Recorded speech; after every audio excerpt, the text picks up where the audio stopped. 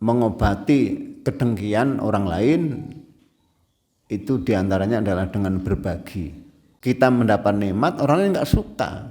Jadi ketidaksukaan orang lain atau kedengkian orang lain ini itulah cermin bahwa sebenarnya dalam diri kita banyak nikmat ini.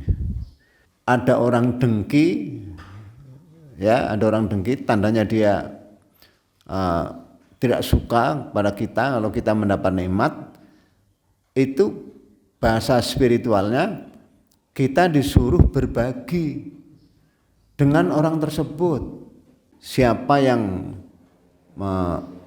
melepaskan kesulitan orang lain, Allah akan melepaskan kesulitannya pada hari kiamat ini.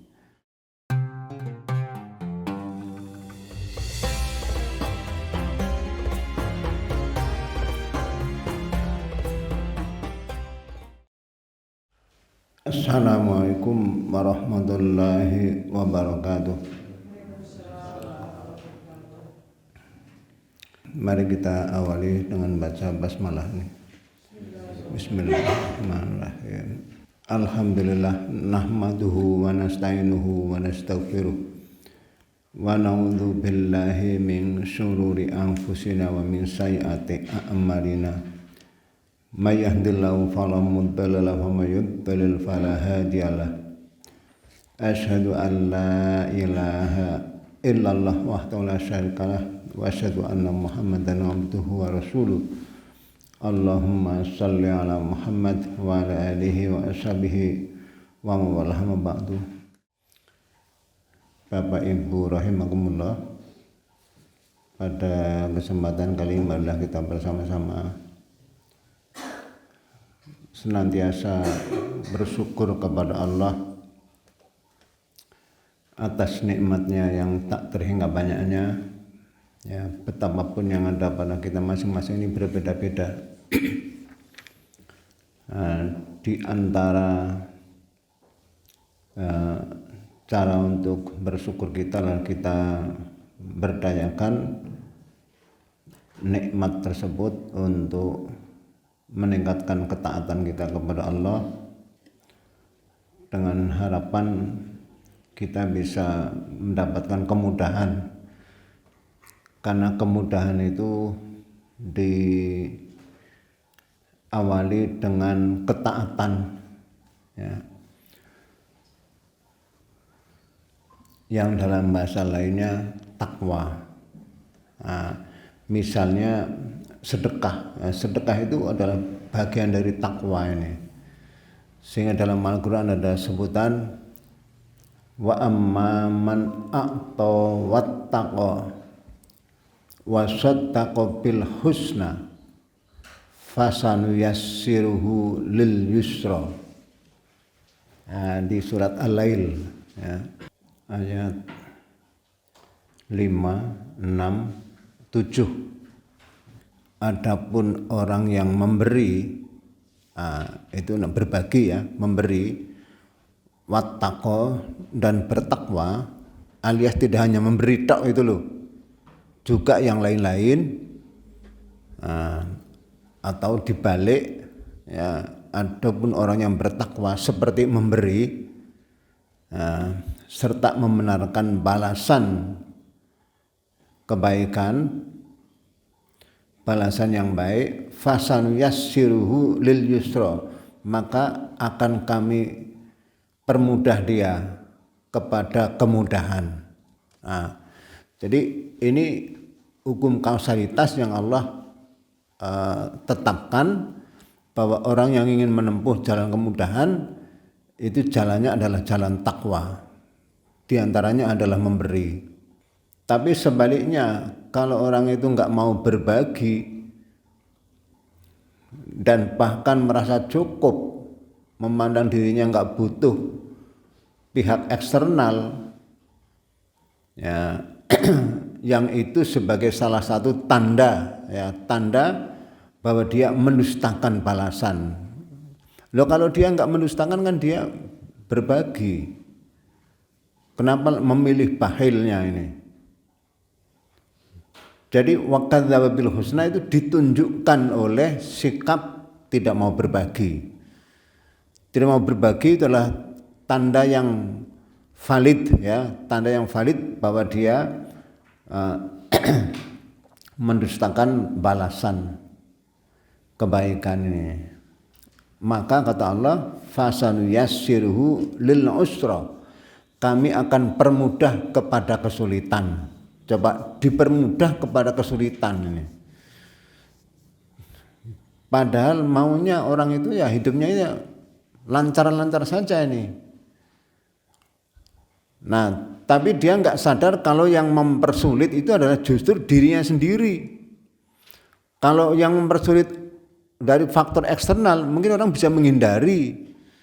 Menghindari itu misalnya orang berjalan, oh itu ada batu, bisa menggok ya. Nah ini penghalangnya dari dalam ya. Nah kalau penghalangnya dari dalam, maka yang akan mempersulit dirinya sendiri juga datang dari dalam ini. Oleh karena itu di ayat lain digambarkan ya balasan itu akan datang dari arah yang tak disangka-sangka. Ya karena bukan dari mana-mana ya. Bukan dari mana-mana tapi dari dirinya sendiri, dan itu kapanpun bisa ini. Nih, wa atahumul adzabu min haitsu la yash'urun, begitu. Di surat An-Nahl ya. Ayat 26. قد مكر الذين من قبلهم فأتى الله بنيانهم من القواعد فخر عليهم السقف من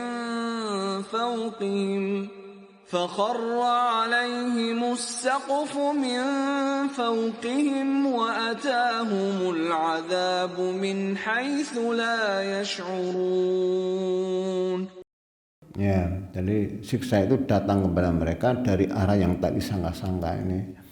Ya, karena penyebabnya datang dari dalam dirinya sendiri.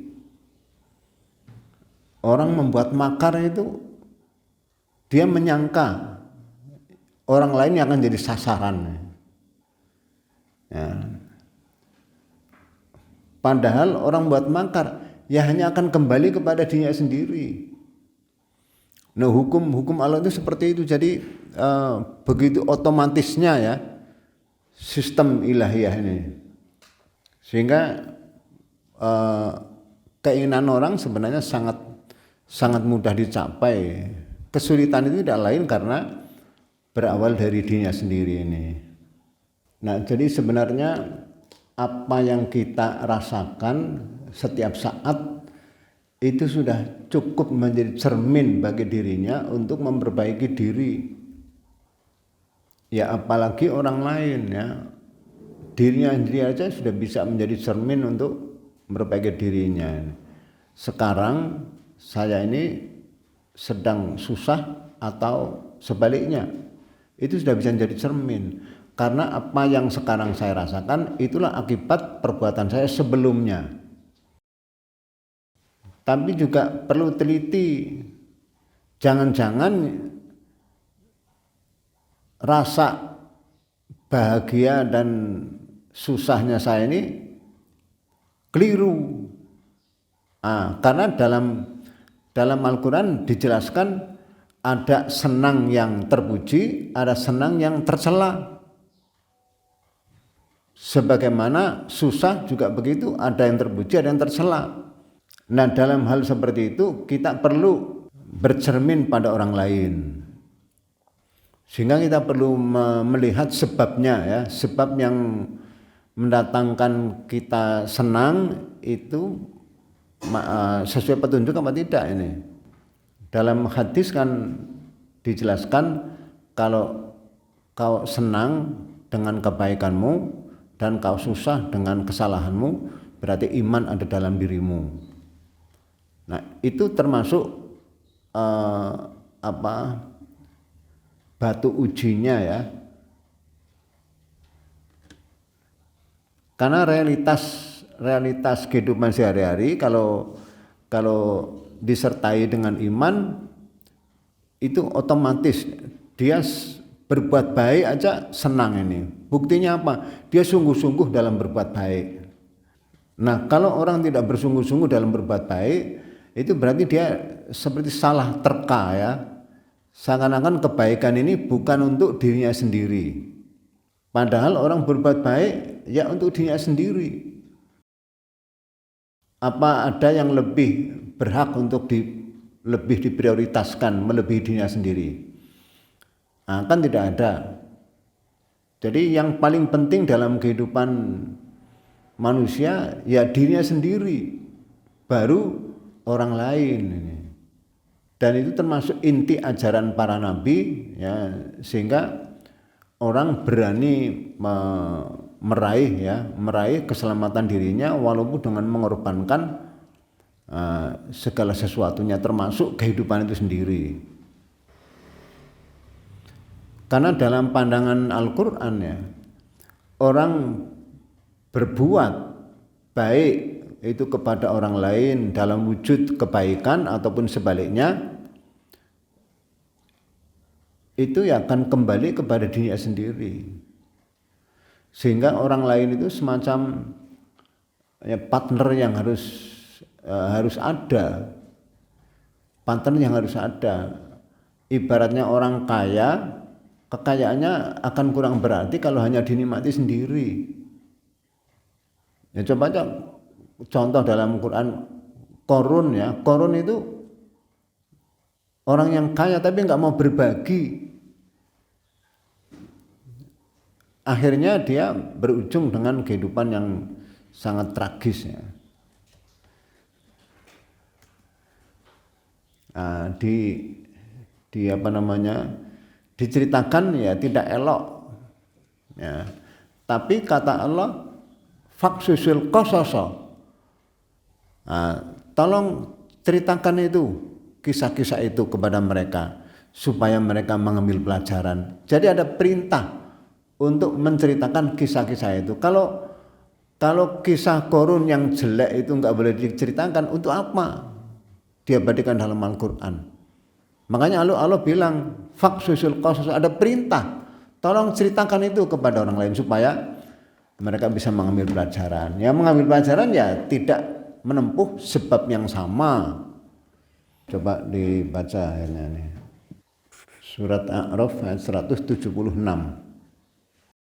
ولو شئنا لرفعناه بها ولكنه أخلد إلى الأرض واتبع هواه فمثله كمثل الكلب إن تحمل عليه يلهث أو تتركه يلهث ذلك مثل القوم الذين كذبوا بآياتنا فاقصص القصص لعلهم يتفكرون.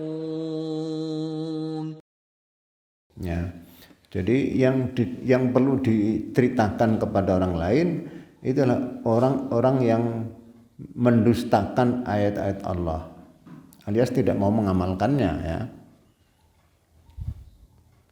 Loh, kalau Allah merasa memberi kita umur yang panjang, kalau kita ditunggu-tunggu nggak mengamalkan ya itu sebenarnya mendustakan. Nah, ada sepintas ya hal itu dianggap sebagai tahapan yang baik, tapi kan dianggap sebagai yang final, lalu dia terpalingkan dari yang sesungguhnya. Ya.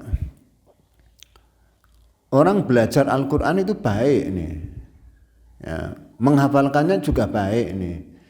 Tapi kalau terus berhenti sampai di situ, begitu dia hafal berhenti, ya, nggak mau mengetahui isinya apalagi mengamalkan, nah itu namanya orang tertipu oleh salah sangkanya bahwa dia sudah menguasai ya, padahal belum menguasai, baru aja hafal bunyinya ya, baru hafal bunyinya ini. Meskipun orang menghafalkan Al-Quran dibunyi-bunyikan ya, dipacang, itu ya bagus dan ada artinya ini, tapi sebenarnya tidak sampai di situ, masih ada kelanjutannya.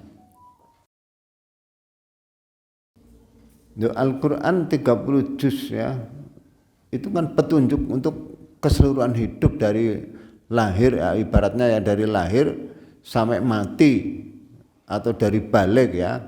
Kalau untuk dirinya sendiri ya dari balik sampai mati itu loh. Ini kan petunjuk yang sangat banyak ya. Tidak hanya cukup mengetahui beberapa ayat saja ya, tapi ya perlu dipelajari semua. Karena kita menempuh hidup itu selalu membutuhkan petunjuk. Dan dalam sehari mungkin kita harus menempuh puluhan petunjuk. Ya, sebentar ini, sebentar itu, sebentar yang lain lagi, sebentar yang lain lagi begitu. Nah itu kalau petunjuk tidak menyertainya, ya dia banyak kosongnya nanti nih. Sehingga di ayat 176 tadi, ya, orang yang sedianya mau diangkat dengan ayat-ayat tersebut, tapi karena dia nggak mau, ya dianalogkan dengan anjing. Ya, anjing itu punya sifat yang abadi ya. Dia kalau dibiarkan yang menyurutkan lidahnya, kalau dihalau yang menyurutkan lidahnya. Artinya sama saja, diberi peringatan tidak sama saja ini. Nah, orang yang diberi peringatan atau tidak sama saja, itulah orang yang tidak tahu diri. Kalau peringatan itu diberikan untuk kepentingannya sendiri.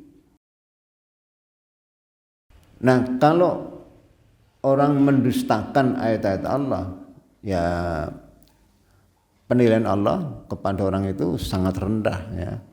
Di ayat lain, ulaika kal an'am bal hum adall. Seperti binatang, ternak, bahkan lebih sesat. Nah, itu penilaian Allah kepada orang yang mendustakan ayat-ayat Allah ini. Nah, di dalam penjelasan yang lain disebutkan juga cara-cara yang memungkinkan kita bisa melihat nikmat yang Allah berikan kepada kita, lalu kita harus apa ya. Nih, meskipun dalam Al-Quran sudah sangat nyata ya bahwa Allah berbuat baik kepada kita tidak pernah berhenti, walau sak detik pun tidak pernah berhenti ini. Ya, masa lalu kita enggak mau berbuat baik sebagaimana Allah berbuat baik kepada kita ini. Padahal perintahnya ya wa asin kama ahsanallahu ilaik. Ya, berbuat baiklah engkau sebagaimana Allah telah berbuat baik kepada kita ini. Jadi anjurannya setingkat. Walaupun mungkin kita ya enggak akan mampu ya berbuat baik sebagaimana Allah berbuat baik kepada kita, kan nggak mungkin mampu ya, Allah punya semua sementara kita nggak punya. Kita ini tuntutannya hanya disuruh menggunakan pemberian Allah kok. Pemberian itu kita manfaatkan untuk hal-hal yang bermanfaat buat kita supaya hidup kita menjadi efektif, efisien ini. Kan saking baiknya Allah ini ya. Nah, dalam penjelasan sebagian ulama dikatakan kalau kita melihat orang lain ya dengki kepada kita, ya, jadi bahasanya dengki ya. Ternyata dengki itu cermin. Biasanya orang dengki ya itu untuk melihat nikmat Tuhan kepada kita. Karena kalau kita mendapat nikmat, orang lain nggak suka. Jadi ketidaksukaan orang lain atau kedengkian orang lain ini itulah cermin bahwa sebenarnya dalam diri kita banyak nikmat ini. Nah ternyata kedengkian itu sendiri bagi orang beriman itu adalah indikator semacam perangsang ya, perangsang untuk kita meningkatkan ketaatannya kepada Allah. Artinya kalau ada orang dengki ya, ada orang dengki tandanya dia tidak suka pada kita kalau kita mendapat nikmat, itu bahasa spiritualnya kita disuruh berbagi dengan orang tersebut, sehingga kedengkiannya tidak merambat, tidak membara menjadi tindakan yang tercela. Karena membaranya kedengkian itu juga akibat tidak mau berbagi. Artinya kebahilan itu sebenarnya mengobarkan kedengkian. Loh, kalau kedengkian itu kalau banyak temannya itu cepat sekali ya merambat, tiba-tiba lalu menjadi huru-hara ya, menjadi hal yang bisa memalukan ya. Karena dalam sejarahnya juga disebutkan dalam Al-Quran bahwa orang diingatkan dengan cara yang halus tidak bisa, nanti akan diingatkan dengan cara yang kasar. Itu Nabi Musa menempuh jalan itu secara bertahap ya. Bagaimana dia mengingatkan Firaun, mengingatkan Qarun ya. Itu dengan cara-cara yang halus secara bertahap ini. Tapi kalau yang halus nggak bisa ya dengan yang lebih tegas, lebih kasar, lebih kasar dalam arti nggak enak dilihat loh kejadiannya ini. Nah, kalau diingatkan sekali kemudian orang itu berubah kan namanya cara yang halus. Tapi kalau dengan cara yang cocok ya, bisa memelihara harga dirinya, kalau tidak mau berubah, ya Tuhan akan menyuruh Rasul untuk mengingatkan dengan cara yang lebih berbahaya lagi yang kalau dilawan ini. Jadi yang mengundang musibah itu ya dirinya sendiri. Sebagaimana yang mengundang nikmat itu juga dirinya sendiri nih. Nah, Ibnu Qayyim menjelaskan bahwa mengobati kedengkian orang lain itu diantaranya adalah dengan berbagi. Berbagi itulah cara yang paling bagus untuk mengobati penyakit dengki ini. Karena kedengkian itu sebenarnya ada nilai-nilai positifnya. Tentu nilai positifnya ya kalau kita bisa memaknainya dengan tepat ya. Kalau tidak ya orang hanya akan berkomentar, dengki itu kan merusak dirinya sendiri.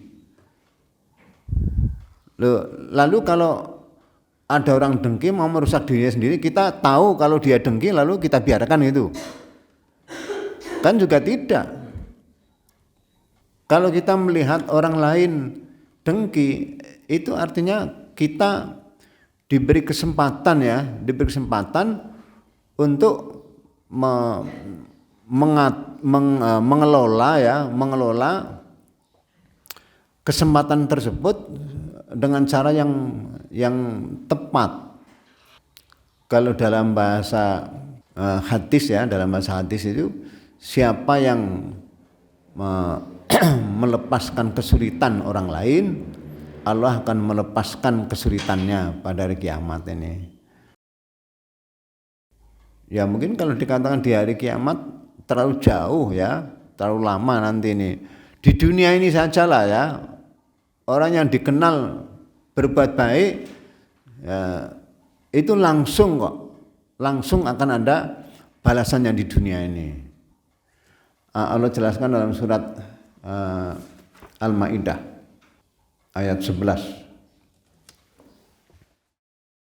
يا أيها الذين آمنوا اذكروا نعمة الله عليكم إذ هم إذ هم قوم أن يبسطوا إليكم أيديهم فكف أيديهم عنكم واتقوا الله وعلى الله فليتوكل المؤمنون. Ya, jadi ingat akan nikmat Allah, maksudnya adalah berbagi. Berbagi itu membuahkan keamanan bagi dirinya ini.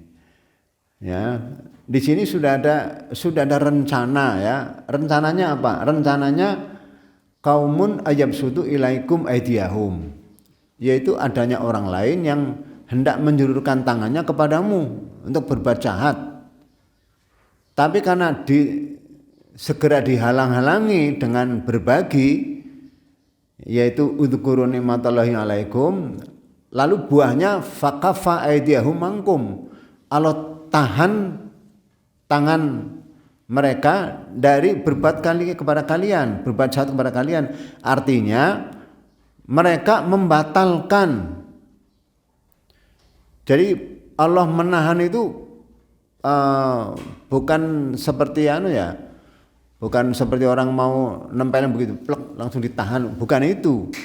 Tapi orang itu membatalkan niat jahatnya kepada orang yang dimaksud. Loh, mengapa? Kok dia membatalkan ini? Karena apa yang disangkakan ternyata terbukti salah. Saya pikir dia orang kikir, jebul tidak toh.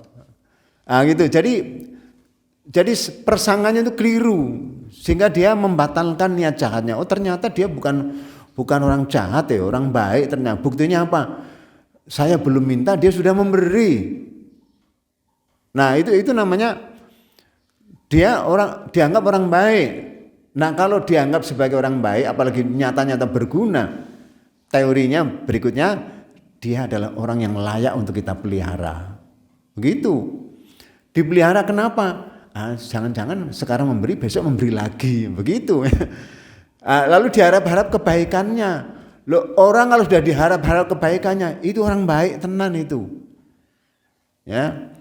Jangan sampai diceritakan kepada dalam hadis. Ya. Orang yang paling buruk adalah orang yang tidak bisa diharap kebaikannya. Itu. Jadi kalau sampai orang tidak bisa diharap kebaikannya, itu ya sudah. Nyatanya gitu ya, dia akan bilang nyatanya ya selama ini dia nggak pernah kok memberi sesuatu yang berguna buat kita, ya biarkan aja kalau dia punya masalah gitu. Nah, padahal di dalam Islam ya, ketika iman itu diajarkan, disosialisasikan kepada orang banyak nih, nanti dia lama-kelamaan juga tambah. Dia juga bisa belajar, loh kenapa kok dia memberi dan memberi ya. Nah, begitu. Dia kan belajar kenapa dia memberi dan memberi. Ya, Al-Quran menjelaskan kalau dia memberi, hakikatnya memberi dirinya sendiri kok. Dia menyimpan kok. Menyimpan di sisi Allah. Makanya bahasanya dalam Al-Quran dikatakan wa ma tuqaddimu li anfusikum min khairin tajiduhu indallahi wa khaira wa adzama ajra. Begitu di akhir surat Al-Muzammil. Kebaikan apapun yang kau kerjakan, kau berikan untuk dirimu sendiri, tegas li anfusikum di situ. Kau akan mendapati dia di sisi Allah berkeadaan menjadi lebih baik dan berkeadaan lebih besar pahalanya ini. Jadi perubahan kepemilikan kita, ya meskipun dalam bahasa Al-Quran kepemilikan hanya bagi Allah ya, tapi kepemilikan yang sifatnya ya semacam pura-pura gitu ya, sekedar untuk kepentingan antar sesama, itu diizinkan ya, diizinkan. Yang penting jangan sampai merasa menjadi milik kita ya, itu ternyata bisa menjadi milik kita nanti di akhirat kalau kita berdayakan, kita manfaatkan sesuai petunjuk. Coba dibaca Al-Muzammil surat ke-73 ayat 20. Inna rabbaka ya'lamu annaka taqumu adna min thuluthayil layli wa nisfahu wa thuluthahu wa ta'ifatum minal ladhina ma'ak wallahu yuqaddirul layla wan nahar علم أن لن تحصوه فتاب عليكم فاقرؤوا ما تيسر من القرآن علم أن سيكون منكم مرضى وآخرون يضربون في الأرض يبتغون من فضل الله وآخرون يقاتلون في سبيل الله فاقرؤوا ما تيسر منه وأقيموا الصلاة وآتوا الزكاة وأقرضوا الله قرضا حسنا وما تقدموا لأنفسكم من خير تجدوه عند الله هو خيرا وأعظم أجرا واستغفروا الله إن الله غفور رحيم.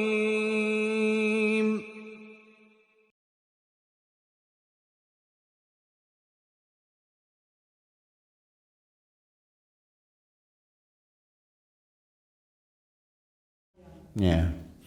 Jadi orang-orang besar ya, ulama-ulama besar itu mereka itu pekerja-pekerja keras ya. Tapi setelah ada hasilnya, ya semuanya itu ditransfer ke akhirat ya. Ya melalui berbagai macam media, ada infak, ada zakat, ada hibah, wakaf dan seterusnya itu. Jadi kalau orang beriman kok tidak pekerja keras, ya ada yang salah di situ. Karena iman itu sebagai penggerak ini. Iman itu kan cahaya ya. Nah, para ahli fisika biasanya menjelaskan bahwa cahaya ini menjadi penggerak nih. Ahli biologi juga menjelaskan begitu, kalau di antara ciri makhluk hidup ya, di antaranya adalah bergerak atau berkembang ya.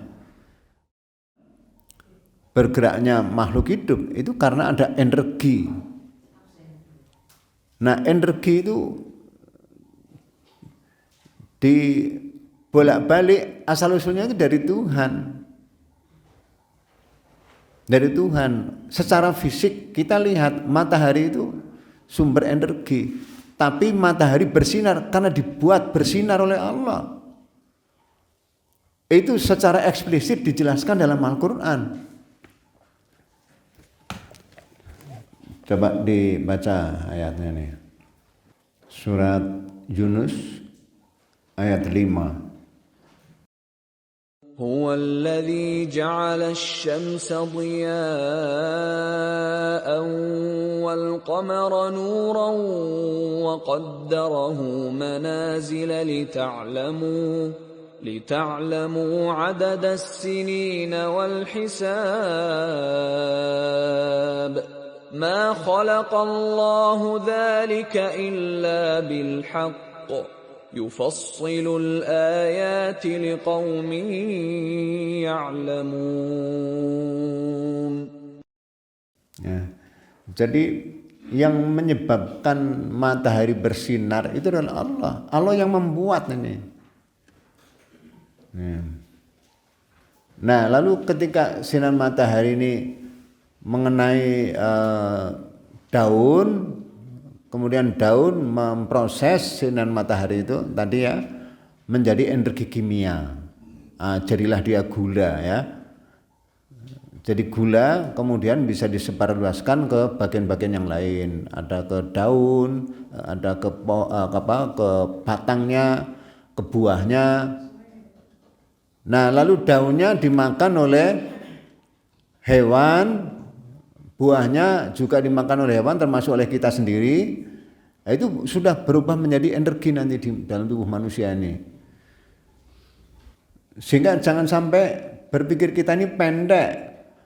Ya, yang namanya energi ya sebenarnya matahari, ya matahari lah Tuhannya. Bukan begitu.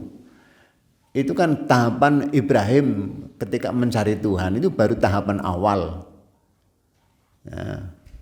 Ya, tahapan awal ketika belum menemukan Tuhan ini. Aku lihat matahari bersinar, ini Tuhanku. Tapi ternyata menghilang di malam hari ya. Ya sebenarnya matahari itu enggak menghilang ya. Kita aja dibawa berputar oleh bumi sehingga kalau kita enggak terasa.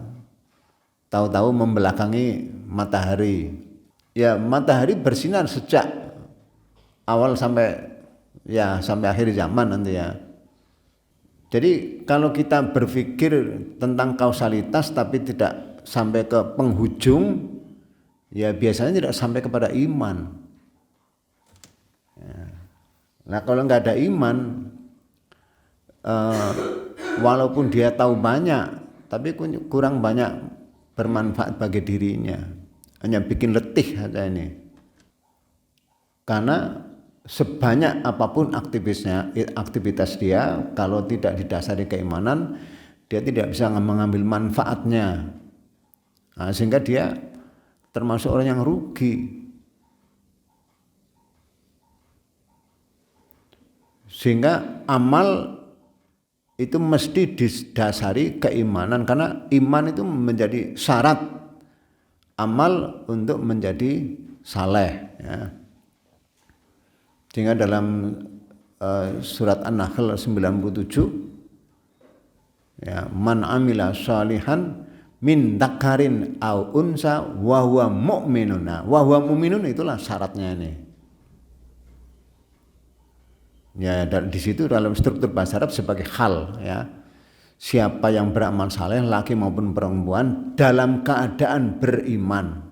Nah, dalam keadaan beriman. Wa huwa mu'minun. Sedangkan dia dalam keadaan sudah beriman ini. Falanuhyiyannahu hayatan thayyibah, pasti akan kami beri dia kehidupan yang baik, hayatan thayyibah. Itu di dunia ya. Lalu di akhirat akan diberi balasan dengan balasan yang lebih baik daripada dirinya sendiri ini. Jadi balasan itu akan diberikan kepada orang yang beramal dengan dasar iman. Dan amal apapun kalau tidak didasari keimanan hanya akan menjadi sesalan. Di dunia menyesal, di akhirat ya digambarkan seperti orang gigit jari. Tidak bisa memetik buahnya ini. Oh jebul gitu. Sehingga lalu ada berita gaib ya. Berita gaib, orang ketika dia hidup menjadi pembesar, menjadi tokoh ya, menjadi pemuka. Nah, tapi karena tidak kenal iman, ya, ketokohannya itu hanya membawa bawahannya tersesat juga. Sehingga dari ayat itu juga kita tahu bahwa yang menyesatkan itu bukan Tuhan. Bahwa ada ayat yang menyatakan bahwa engkau menyesatkan orang yang engkau kehendaki. Tapi itu ada penjelasannya, karena kalau orang disesatkan oleh Allah, lalu orang bertanya, apa perlunya Allah menyesatkan? Coba ayatnya dibaca di surat Al-Ahzab ayat 64 sampai 68. Inna Allah la'anal kafirin wa a'adda lahum sa'ira khalidina fiha abada la yajiduna waliyan بصيرا يوم تقلب وجوههم في النار يقولون يا ليتنا أطعنا الله وأطعنا الرسولا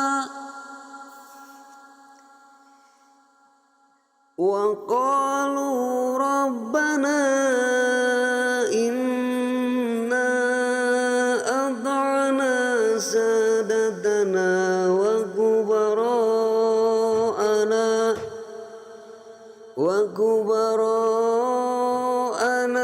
فأضلونا السبيلا ربنا آتهم ضعفين من العذاب والعنهم لعنا كبيرا.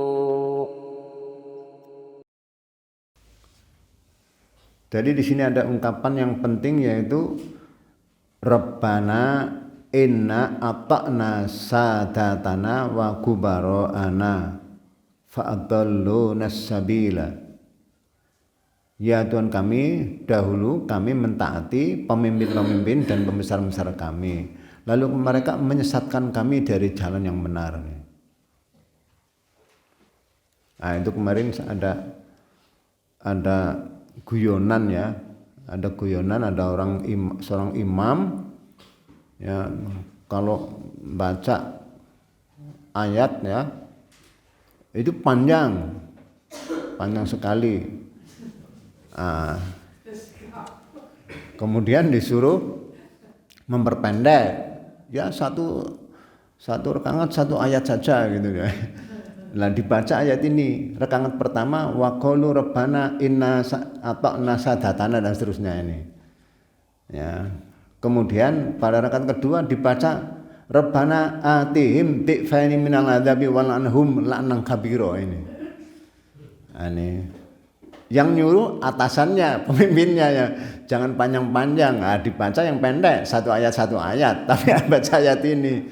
Karena dia mengerti bahasa Arab, akhirnya ya dia merasa tersinggung ya, dia usul lagi, sudah baca mana aja yang kamu mau tapi jangan 2 ayat ini.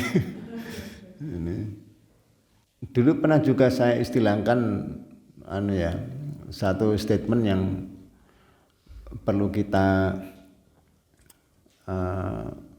sadari terus-menerus ya. Kita ini sudah terlanjur menjadi manusia ini. Ya, kita ini terlanjur menjadi makhluk, alias kita ini bukan Tuhan. Jadi yang terbaik ya memang mengikuti petunjuk Tuhan. Dan mengikuti petunjuk Tuhan itu justru membuat orang bekerja maksimal dengan penuh kreatif, inovatif. Orang yang bisa berpikir ya dan berbuat kreatif itu hanya orang yang dalam kondisi aman. Itu dalam dunia pendidikan, persoalan keamanan itu menjadi syarat utama ya untuk memunculkan gagasan yang kreatif, inovatif ini. Ya minimal inovatif lah ini. Tanpa jaminan keamanan tidak mungkin. Jadi harus ada jaminan keamanan dan kebebasan. Ibarat orang yang mau bergerak, kalau dia bebas, itu mau bergerak kemana dia bebas ini. Tapi kalau kamu geraknya hanya ke sana ke sini nggak boleh, kalau ke sini kamu bentur ini, itu namanya nggak bebas ya. Berarti yang membuat benturan itu ya itu yang menghalang-halangi kebebasan, menghalang-halangi kreativitas ini. Sehingga pertemuan yang lalu sudah pernah saya sampaikan juga, saya singgung pikirannya Muhammad Toha, bahwa tujuan akhir dari diturunkannya wahyu adalah untuk membebaskan manusia sebebas-bebasnya. Mengapa? Karena kebebasan yang sebebasnya tidak mungkin dilakukan tanpa dasar iman. Nah itu orang harus ngerti itu. Jangan dikira orang barat yang ateis ya atau sekuler lah ya, atau agnostik ya, itu bisa memelihara kebebasannya. Mungkin di dunia ya, dia bisa bebas ini. Tapi ingat, perjalanan manusia tidak hanya sampai berujung dengan kematian. Setelah itu masih ada proses berikutnya yang panjang. Ya, bahkan perjalanan manusia tidak akan pernah ada akhirnya, alias kekal. Ya, walaupun kekalnya manusia adalah kekal karena dibikin kekal oleh Allah.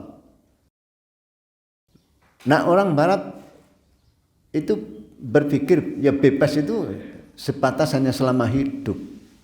Islam lebih dari itu.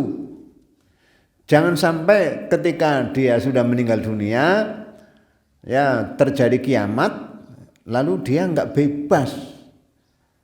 Ya, kenapa? Allah sudah membuat aturan yang pasti akan dijalankan oleh dia ini. Kalau orang itu dia orang yang suka berbuat dosa, Allah akan menyuruh malaikat, tolong ditangkap orang itu. Nah gitu. Huduhu, tangkap dia ini. Berarti kan orang itu enggak bebas. Enggak bebas ini. Lu tangkap mau diapakan? Ya. Fa'tilu ila sawail jahim. Lempar dia ke tengah-tengahnya neraka jahim ini. Tsumma subbu, guyur dengan air mendidih. Ya. Faqra'sihi min adabil hamim. Ya. Diguyur dengan air mendidih ini. Ya mungkin orang mengatakan kok kejam ya. Ya justru karena ada berita seperti itu, orang perlu tahu supaya bisa terhindar. Nah, wahyu diturunkan sebenarnya kan tanda kasih sayang. Loh kok seperti itu? Ya Allah yang punya sistem. Jangan sampai orang nggak mau tahu. Karena jangankan di akhirat, di dunia ini saja hukum-hukum yang mengenai fisik kita itu ya hukum Tuhan. Satu-satunya ya hanya hukum Tuhan ini. Kalau kita ikut campur tangan, ya ikut campur tangan dalam hal hukum-hukum yang sudah Allah tetapkan. Apa kita bisa membuat tepungnya menjadi asin, tidak dengan garam misalnya, tapi dengan yang lain misalnya nih. Kan ya asin itu ya garam itu yang membuat ini. Sehingga dalam bahasa Al-Qur'an ada istilah lalu Allah menyiksa mereka dengan tanganmu.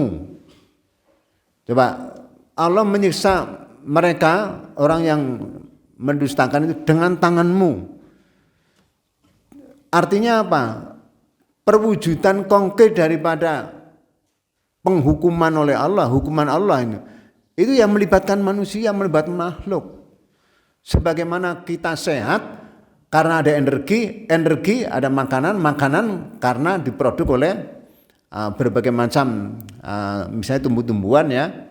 Nah, itu karena ada matahari Allah ciptakan. Jadi semuanya hukum kausalitas yang berujung nanti pada Allah ini. Jadi Allah lah sebagai yang menentukannya.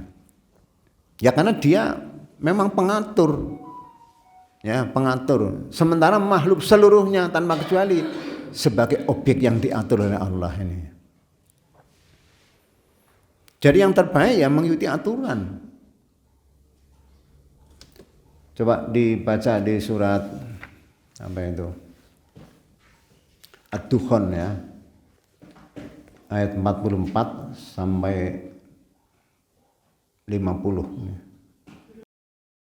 طعام الأثيم كالمهل يغلي في البطون كغلي الحميم خذوه فاعتلوه إلى سواء الجحيم ثم صبوا فوق رأسه من عذاب الحميم ذق إنك أنت العزيز الكريم إن هذا ما كنتم به تمترون. Itu namanya orang tidak merdeka karena disuruh malaikat untuk menangkap. Tangkap dia ini, dia pendosa kok. Di dunia ini mungkin seperti koruptor ya karena dia ketahuan lalu dia ketakutan. Ketakutan ya, dia pergi menghilang. Dia mengira kalau menghilang itu bisa selamat dari ancamannya. Ya mungkin dari ancaman manusia bisa, tapi kalau enggak dibalas di dunia malah dibalas di akhirat dengan balas yang lebih berat ya. Nah itu enggak merdeka kalau sampai diperlakukan seperti oleh Allah.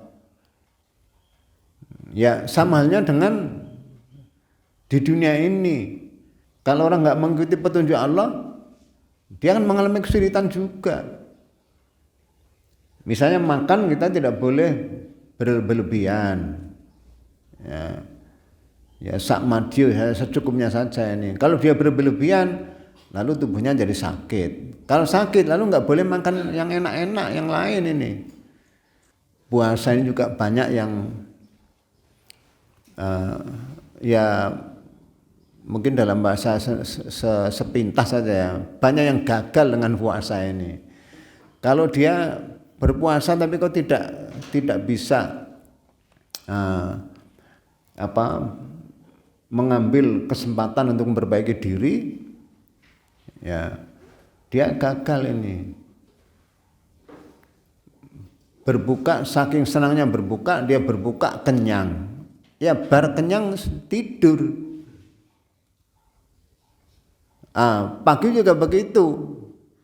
Sahur sampai kenyang. Kenyang ya tidur. Nah kalau tidur bangunnya lebih lama. Itu udah kehilangan waktu dia nih. Kehilangan waktu berarti dia kehilangan berkesempatan untuk beramal nih. Jadi gagal ya sebenarnya ini kalau udah seperti itu ini. Ya kalau tidur sebentar masih masuk akal sebagai pengganti melek malam itu masih masuk akal ya. Ya Nabi pun memberikan contoh istilah qailulah ya. Ya tidur sebentar di siang hari. Ya untuk mengganti di malam hari yang melek ya. Supaya hak-hak tubuh juga terpenuhi. Ya saya kira itu yang bisa saya sampaikan, masih ada waktu kurang lebihnya 1/4 jam. Ada yang mau nambah ngurangi atau bertanya monggo. Saya ada perspektif gini. Tadi dari awal kita bicarakan yang namanya diri sendiri atau bahasa lain internal. Ini bisa mengalami perubahan manakala perspektif kita. Ketika kita diri sendiri, kita merasa bahwa yang namanya internal itu ya diri kita sendiri. Tapi begitu perspektif kita buat lebih luas, misalnya kita keluarga gitu. Keluarga dalam artian keluarga di rumah tangga. Nah, diri sendiri bermakna diri keluarga itu. Kemudian ketika itu proses diperluas lagi, misalnya keluarga menjadi warga di suatu RT RW, keluarga suatu kampung, keluarga suatu kelurahan, keluarga suatu kecamatan, terus gitu. Nah lama-lama juga keluarga sebagai warga Indonesia, kemudian ujung-ujungnya jadi warga dunia. Ya beragama juga begitu. Ada namanya diri sendiri dalam pengertian internal umat Islam. Yang di luar umat Islam itu di luar atau eksternal. Nah sebenarnya kebaikan dan keburukan, baik atau buruk, itu akibatnya itu seperti itu. Jadi misalnya kalau kita taruh sebagai warga Indonesia, warga Indonesia ini kalau kembali ke konstitusi, Indonesia tidak mentolerir sama sekali yang namanya penjajahan. Perjuangan merdeka sekian lama. Nah, ketika kita sebagai warga Indonesia itu tidak memperhatikan konstitusi, justru yang terjadi itu mungkin penjajahnya bisa lebih parah lagi dari masa-masa yang lalu. Cuma bentuknya berbeda. Itu sebagai warga Indonesia yang mengikuti konstitusi. Nanti sebagai warga dunia, yang seharusnya itu kan warga dunia itu hidup serba adil, tentram, damai. Tetapi karena tidak mau mentolerir atau membiarkan adanya kejahatan yang terstruktur, akhirnya yang terjadi seperti hukum rimba, yang menang yang berkuasa itu yang memiliki, yang lemah seperti jadi tawanan perang. Nah, maka itu yang terjadi, misalnya kalau di kontemporer sejak tahun 48, apa yang terjadi di Palestina yang dibekal sepenuhnya oleh Inggris dan sekutunya. Nah, kemudian apalagi ketika tahun 90 itu ketika Presiden Amerika George Bush itu kemudian melakukan brainwashing kan, katanya Presiden Irak itu memiliki senjata pemusnah massal. Tapi toh semuanya tidak ada. Itu dari Irak terus ke Afghanistan, terus ke ke Suriah, kemudian ke Yaman, kemudian ke Libya, semua. Bahkan sekarang ini hari-hari kita saksikan bagaimana orang-orang tidak bersalah dibunuh dengan demikian rupa. Ini saya kira akibat dari tadi persoalan kita memahami diri sendiri di luar diri sendiri, internal, eksternal. Akibatnya bisa begitu gitu. Jadi kalau perspektif itu tidak sesederhana misalnya skupnya yang kecil, tapi bisa diperluas seperti itu. Saya lihat hampir semua kebijakan ini seperti yang sekarang itu menjadi seperti namanya moderasi beragama. Itu selalu misalnya dijadikan dasar itu hasil riset misalnya dari PPIM, dari Tara Institute, dari Wakil Institute, Marif Institute misalnya. Hasil penelitiannya apa? Ketika anak-anak SMK memilih ketua kelasnya yang beragama Islam, oh itu bibit intoleran. Ketika anak-anak memilih ketua OSIS-nya yang beragama Islam, oh itu bibit intoleran itu kan. Jadi sisi yang lainnya sudah merusak demikian rupa, tidak berani mengatakan itu intoleran. Tidak berani mengatakan itu misalnya kriminal, tidak berani mengatakan oh itu teroris itu kan. Jadi sepertinya memang selama tidak berpegang teguh pada Allah dan Rasul, benar salah itu jadi demikian tidak jelas. Toleran tidak toleran, ya menjadi teroris tidak teroris itu menjadi tidak jelas batasnya. Masing-masing buat definisi sendiri-sendiri gitu. Nah, kecuali kalau benar salah itu kembali kepada tuntunan Allah dan Rasul, itu baru ada kepastian itu. Oke, itu satu hal. Hal yang lain begini. Kalau kita lihat misalnya awal mula perjuangan Nabi dan para sahabat. Kalau kita baca itu dulu ada buku terjemahan judulnya itu Kepahlawanan Generasi Sahabat Rasulullah SAW. Terjemahan dari Basar pada 4 jilid. Per jilidnya kira 15 sahabat itu. Sehingga bisa 60-an sahabat. Kenapa sahabat itu bisa demikian kuat akidahnya?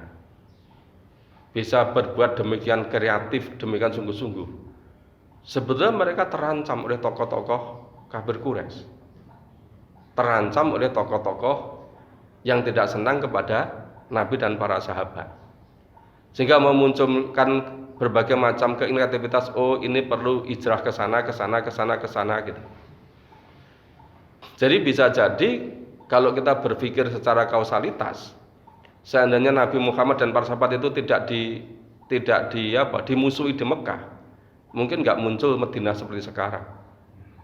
Mungkin nggak muncul namanya Masjid Nabawi di Madinah itu kan.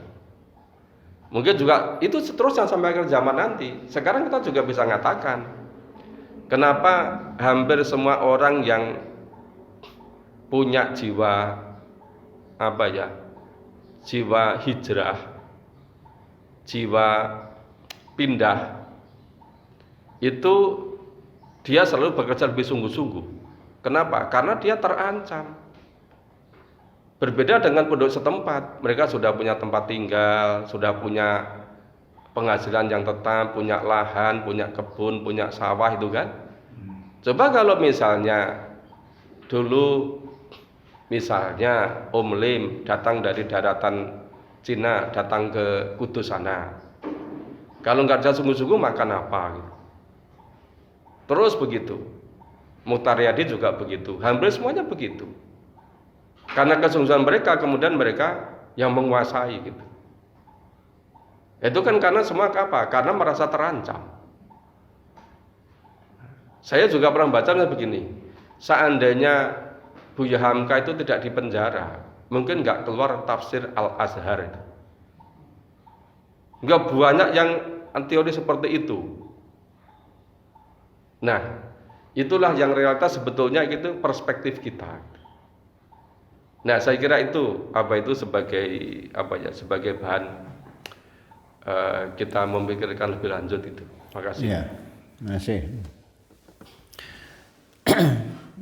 Yes, kalau dalam pandangan Al-Quran, ya kita memang diberitahu mana yang mengancam, mana yang tidak, itu diberitahu. Ya.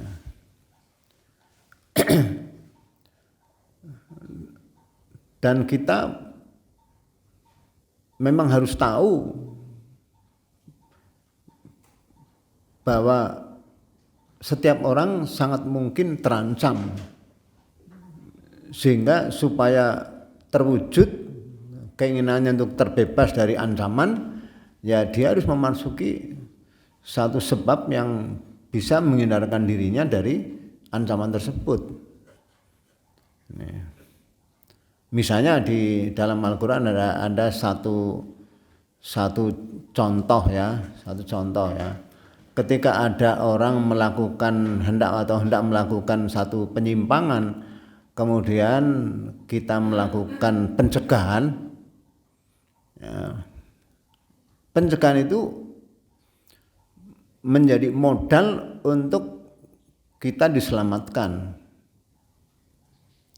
Sehingga lalu muncullah ayat ya fa'anjaynal ladzina yanhauna 'anisu wa akhadnal ladzina zalamu bi'adzabin ba'isin bima kanu yafsukun.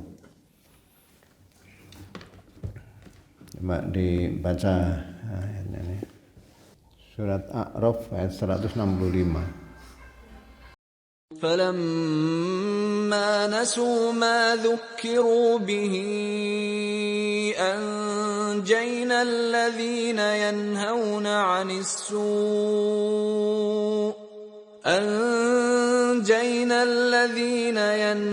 عن السوء وأخذنا الذين ظلموا بعذاب بئيس بما كانوا يفسقون.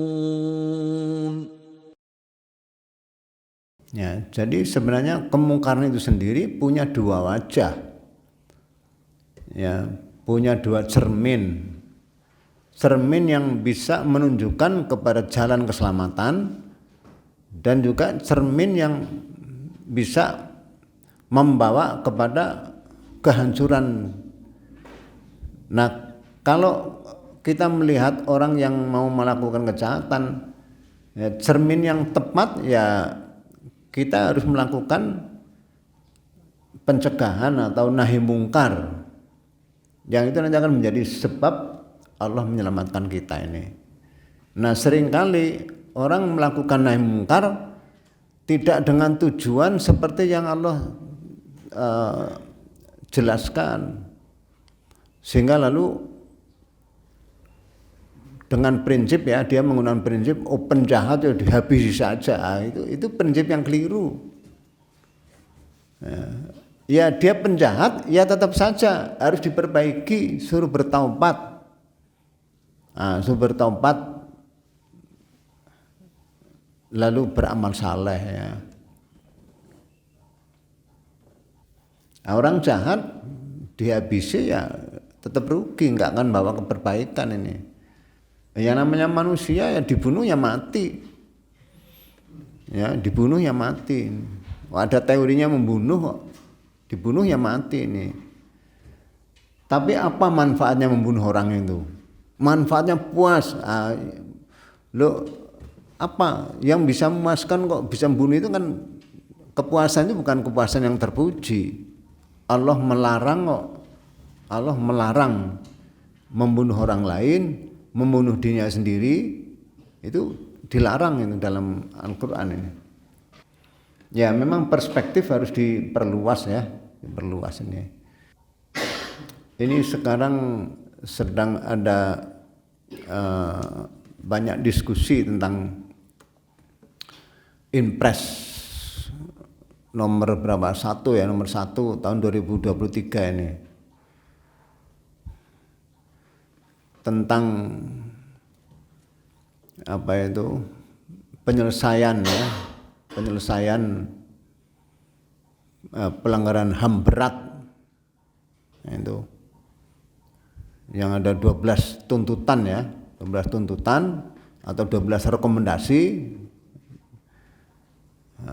yang ditujukan kepada presiden, lalu presiden membuat Inpres, instruksi presiden yang ditujukan kepada semua gubernur, bupati ya, sampai ke bawah ini.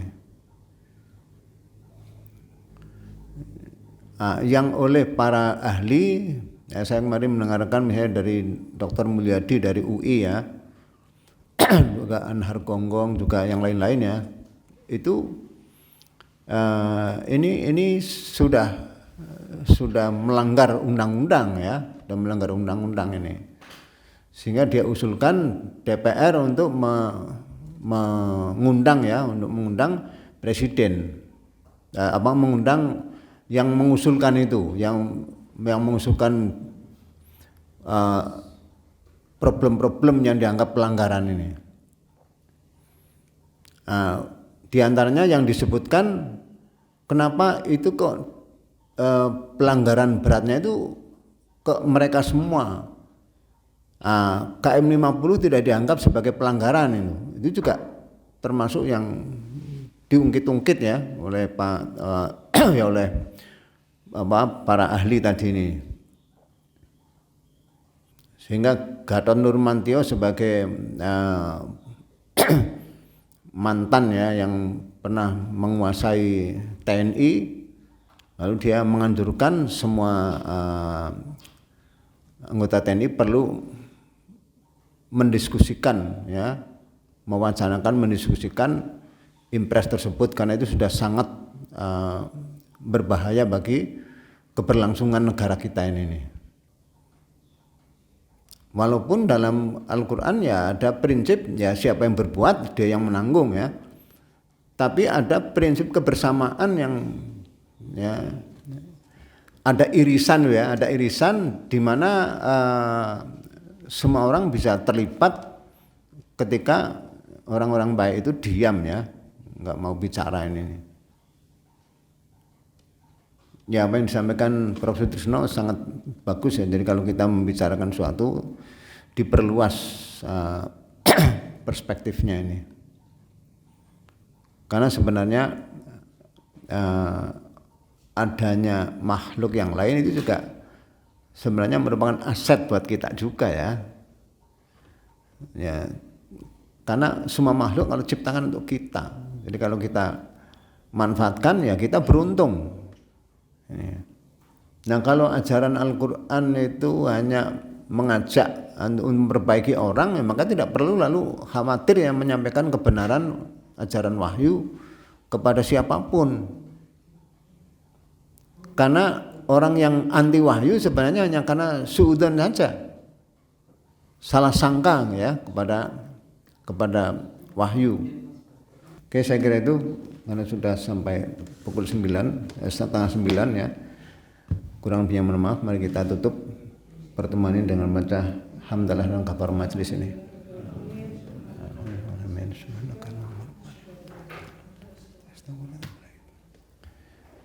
Kurang lebihnya mohon maaf. Assalamualaikum warahmatullahi wabarakatuh.